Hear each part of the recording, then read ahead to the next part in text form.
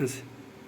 এবার আমরা 10th লেসনে চলে যাব। আমরা অলরেডি বি ভি শিখে ফেলেছি, তাহলে জেড এক্স সি বাকি আছে। ঠিক তেমনি এদিকে এম আর এন শিখে ফেলেছি, কমা ফুল স্টপ ফ্রন্ট স্ল্যাশ বাকি আছে।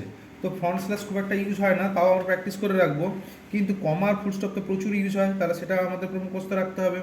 তাহলে আমরা করি 10th টাস্ক হচ্ছে এ এক্স এক্স, দেখো কীভাবে হচ্ছে এ এক্স এক্স, তারপরে হচ্ছে C C V Z F A. তাহলে আবার কি দেখাচ্ছি, A X C V Z F A. ডান হাতে লিটল ফিঙ্গার, বাম হাতের লিটল ফিঙ্গার দিয়ে যেটা প্রেস হয়ে যাবে।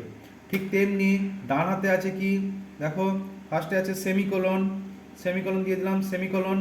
তারপরে আছে কি ফুল স্টপ কমা, দেখো হাতটা এরকম চলে আসবে, ফুল স্টপ কমা, ফুল স্টপ কমা হয়ে গেল। তারপরে এম এম, তারপরে আছে কি front slash, front slash J, এটা জে, তারপরে আবার কোলন সেমিকোলন।